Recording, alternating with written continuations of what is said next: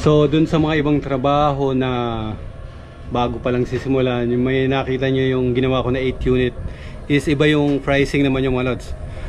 So yun yung magiging yung base natin, yung reference natin para dun sa sa magiging price ng natin, nung per butas natin.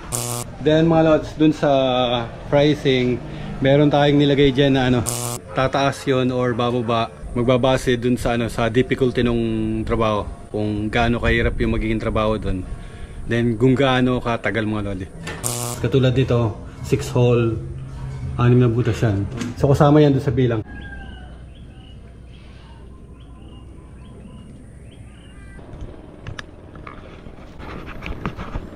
Ayan mga lodi, so paano ba natin kino-compute yung labor cost ng yung mga ginagawa natin mga lodi. So dito tayo sa huling ginagawa natin.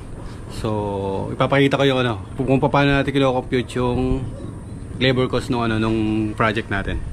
So pangkaraniwan kasi na nakukuha ko na project na trabaho ay kumbaga is electrical lang mga lods. So hindi tayo yung katulad ng mga construction na sakop na nila lahat yung nila. So simula doon sa construction, kasama na yung electrical, yung painting, yung ceiling. So tayo ay independent na electrical works lang mga lods. So minsan nakakakuha tayo ng ceiling works and yung electrical works. So kasi minsan may nagpapagawa na na electrical then yung ceiling. So kaya minsan kinukuha na rin natin yung sa ceiling works. So yung mga lodi, so may mga video tayo na ganun yung naging trabaho natin, electrical and ceiling works mga lodi. So yung mga lodi, so paano nga ba natin kino-compute yung labor cost dun sa project na ginagawa natin? So ako lang naman ako, hindi naman ako malaking kumpanya mga lods. Hindi naman ako kumpanya mga lods. Parang lang to, parang freelancer lang. So independent tayo na electrician lang. Ang ginagawa ko ay magdidepende dun sa tatrabahuin. So meron kasing trabaho na magbabase dun sa sa difficulty nung trabaho, kung gaano kahirap yung magiging trabaho dun, then kung gaano katagal mga lodi. So katulad dito, yung bahay na ginagawa na to, so kinuha natin itong project na to is ganito na to mga lods. So nakatayo na. So pinaresyohan ko to ng 500 per butas mga lods. So dun ko kino-compute na mabilis yung yung labor cost nung ginagawa kong trabaho. Magbabase lang yung 500 na yon dun sa difficulty nung magiging work scope mga lods. So yung mga work scope na alin yung mga work scope na pinagbabasehan ko. Hey mga lodi, dito sa bahay, 3rd floor to, nasa 3rd floor tayo. So may mga nadat na ako dito na na may mga nakalagay na utility box. So diyan meron, dito meron. Then ito bago to, sa 3rd floor na to, bago. Then dito sa baba, 2nd floor. Hey mga lodi. So may mga nadat na ako dito 2nd floor na meron ng may mga nakalagay ng utility box. Katulad ng outlet na yan. So yung outlet na yan, gumagana na yan mga lods. Then yung ilaw dito, gumagana na rin yan. Ayan. So yung outlet, yung ilaw, ang nagsusupply dyan ay sa babang panel. Mababa tayo ulit para makita nyo ng yung ginagawa natin na trabaho.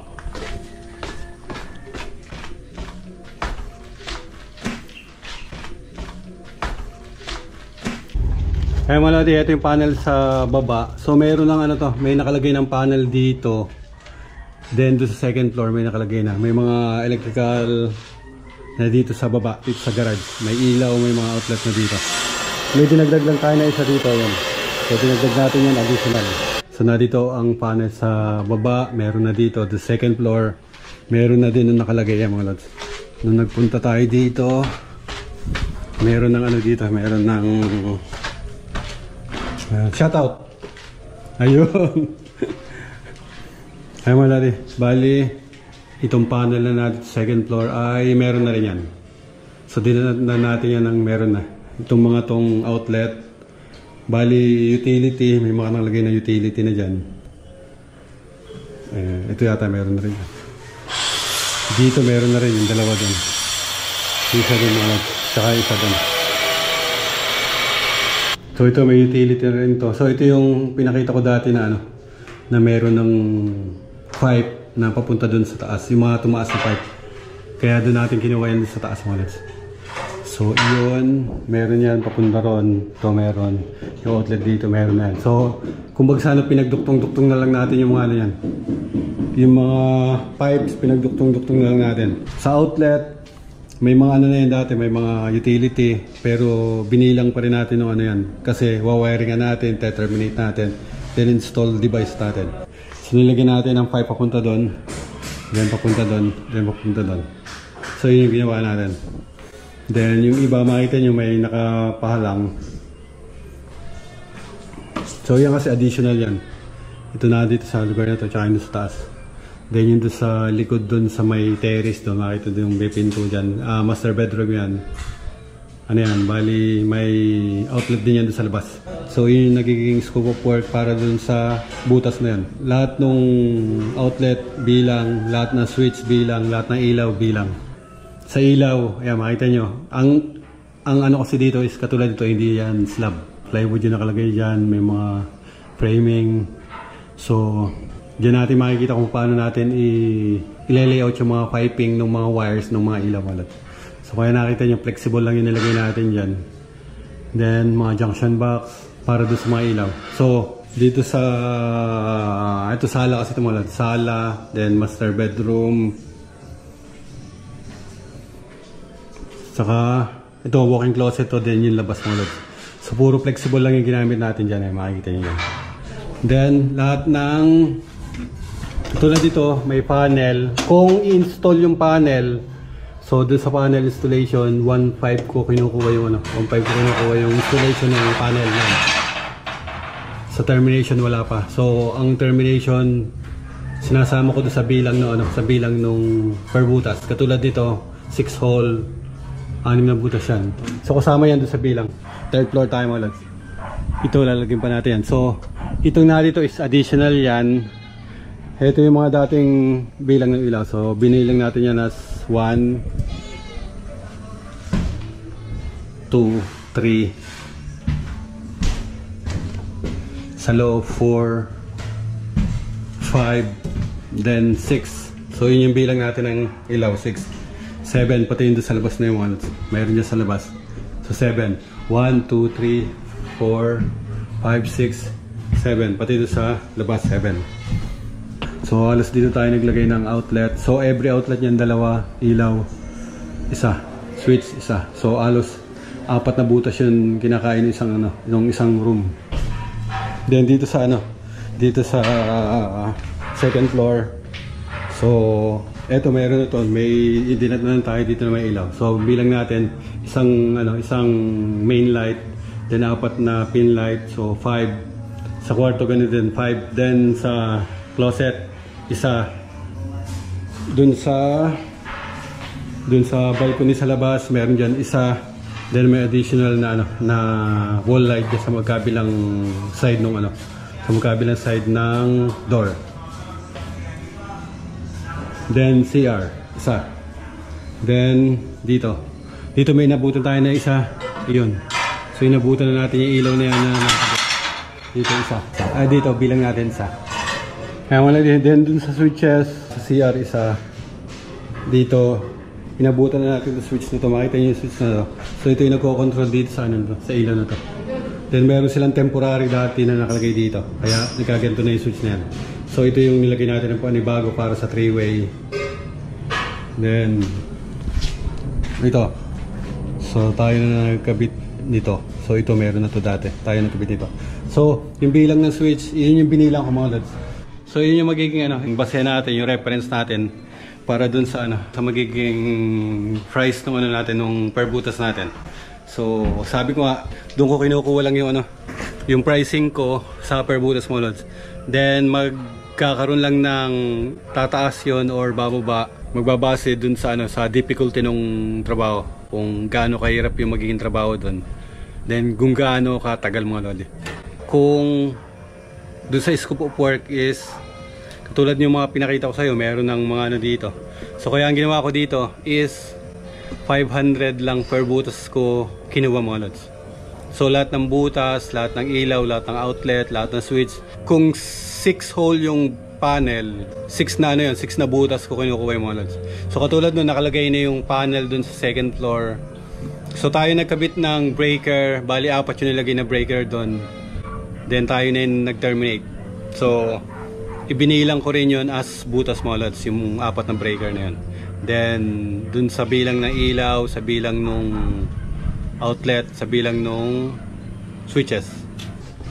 So kaya gino ko na yung ano, igino ko na yung 500 per butas dun sa scope of work na nakita nyo mga lods. So dun sa mga ibang trabaho na bago pa lang sisimulan, yung may nakita nyo yung ginawa ko na 8 unit is iba yung pricing naman yung mga lods. So katulad nun, bago pa lang umpisan yun, tututukan mo yung ano, magpapiping, tututukan nyo yung gagawin. So sa pricing nun iba, per butas ko rin binibilang yun, pero itinataas ko yung ano niya, per butas niya. Yun nga, sabi ko nga, magdidepende yun sa difficulty ng trabaho, then dun sa magiging length nung, or yung period nung magiging trabaho. So matagal yung naging ano, matagal yung naging length nung yung period nung trabaho mga lods. So halos inabot ng ano yun, 1 taong mahigit yung trabaho na yun. So kailangan na doon ka dun sa, may mga pagkakataon kailangan nandun ka mga lods. So hindi naman yung lagi nandun, pero dapat ay pag kailangan ka dun sa trabaho, dapat nandun ka. So ganun yung ano, nung difficulty nung trabaho, pag ganun yung ano, pag ganun yung project mga lods. So doon ko tinataas yung per butas na sinasabi ko. So doon ako nag-a-adjust ng ano, kung magkano ko pa-pricing yung per butas. So dito sa bahay na to mga lods. So yun nga, bali pinresyon ko ng 500 per butas mga lods. So ang butas, kung bibilangin yung lahat, binilang natin. Bali tinotal ko na lahat mga lods, yung bilang, ilan yung naging bilang ng outlet, ng ilaw, ng switch, then ng breaker. Sa bali umabot is nasa kulang 60 na butas yung ano, 60 na butas yung naging bilang natin mga lods, kasama yung mga breakers and yung mga additional mga lods. So kung 60 yung hole, 60 times 500 ay mga lods. So ayun yung ano,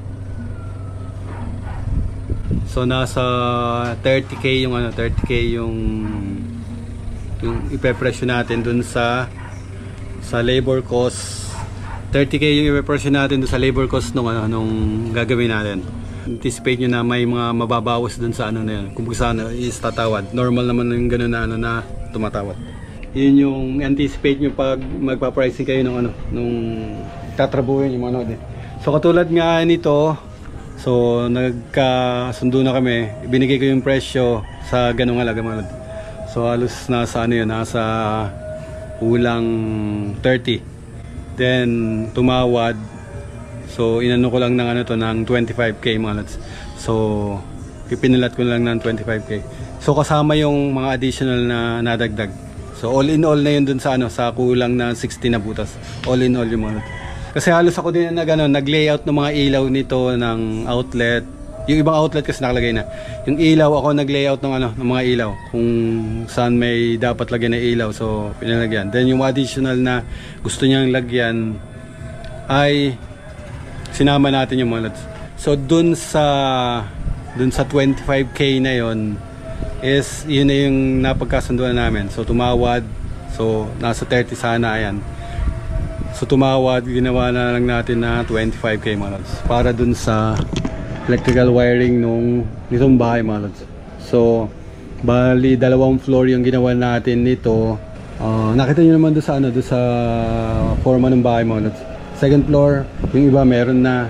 So mostly ang pinagagawa natin dito is yung mga ilaw mga lods.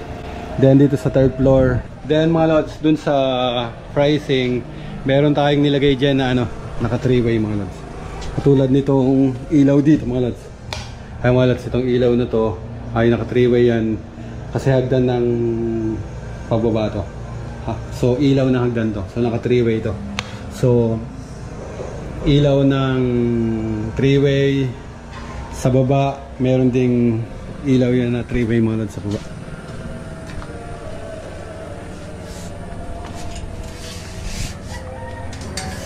Ngayon mga lods so dito sa baba, itong ilaw na ito mga lods.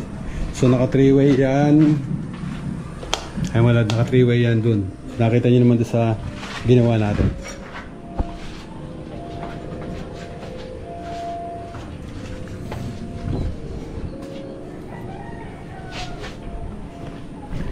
Then meron tayong nilagay dito ng mga SPO or yung mga special outlet mga lods, like yung aircon and then yung heater sa baba. So dun sa bilang, sinama ko na lang din yon as per whole na the same ng price dun sa bilang. So hindi ko na iniiba yung pricing nung dun sa aircon at dun sa sa water heater. So halos tinotal ko na lang yan lahat kung ilan yung bilang, then kung magkano yung magiging pricing ko as per whole mga lods. Kahit yung sa 3-way ganun din. So basta bilangin ko yung ilaw, bilangin ko yung switch, bilangin ko yung outlet, yun yung magiging price nung labor cost na gagawin natin. Ay mga lods, bali dun sa 25k nga, sa 25k na yun, bali hatiin natin yung magiging labor dun sa kung ilan yung papatrabuhin natin. Katulad nga nun, dalawa kami ni Utol. So kung 25k, so 25k, ayun mga lods, kino-compute ko kasi mga lods, yan, kino-compute ko. So kung 25k, then dalawang tao, so sa labor nung tao is 800 ang binibigay ko, 800. Then sa akin binibila ko na lang din na 800 yung mga lods. So dalawang tao is 800. Dalawang tao 800, so 1.6. So kung 25k yung napagkasunduan, so divide by 1.6 na dalawang tao. Ay mga lods, 15.6. So 15 and a half days yung kailangan trabahuin dun sa sa project mga lods. So kailangan makuha ko ng kailangan makuha ko siya ng 10 days lang mga lods. So yun yung inaano ko. So dapat makuha ko yan ng 10 days. So yung 5 days na natitira dun sa kinompute natin, is yun yung halos nagiging profit ko na dun sa yun yung nagiging kita ko dun sa project mga lods. So 10 days mga lods. So nakita nyo yung tinrabaho natin, naka 12 days tayo mga lods. So yun sa 12 days na yon, bali 5 days lang yung pinasok ni Utol dyan. So meron akong 7 days. Bali may 7 days siya na hindi ipinasok. So plus yun dun sa sa naging profit ko. So yung profit na 5 days na dalawang tao, then yung 6 days na isang tao. So yun yung kinita ko dun sa dun sa project mo lods. So natatansya niyo naman yan sa bali dun sa bilis nung trabaho, dun sa kung kailan bilisan yung trabaho. So dun yung matatansya yung takbo ng trabaho mga lods. Kung bagsan, dun na tayo nag-a-adjust sa scope ng work natin mga lods. Na pag kaya na natin trabahuin yun na mag-isa, is pwede ng isang tao na lang ng trumabaho nun. So nung dalawa kami ni Utol, bali niratrata na namin trabaho na chipping works, cable pulling ng mga sa ilaw kasi naka flexible. So kailangan dalawang tao yung mag-ano yan. So niratrat na namin yung na yun. Kaya halos nasa 5 days lang yung pinasok niya. Then dun sa sumunod na 7 days, halos hindi na siya gumawa mga lods. Alam niya kasi na kaya ko nang trabahuin yung trabaho na kahit ako lang mag-isa is magagawa ko ng mga lods. So kaya makikita niyo dun sa video, kahit mag-isa lang ako, tinatrabaho ko lang ng tinatrabaho yung yung trabaho mga lods. Maliban dun sa may makikita kayo na may mga nagchichipping pa ako na sa last moment ng trabaho. Yun nga yung additional mga lods. Yun yung additional na pinadagdag ng kliyente. So yung mga lods, so doon ko kinukuha yung profit, yung mga saving, yung mga nasa-save ko doon sa project mga lods. Kung si Utol ay hindi gumawa ng 6 days, so additional yun doon sa naging profit. So alam naman niya na kung kaya ko ng trabahuin mag-isa, papabayaan na niya ako yung mga lote. Hindi na niya kumusta ano. Alam niya rin na hindi naman ako ganun kataas din sumingil mga lote. Ganun yung naging computation natin dun sa labor cost, dun sa bayad ng ano natin, dun sa tao natin mga lote.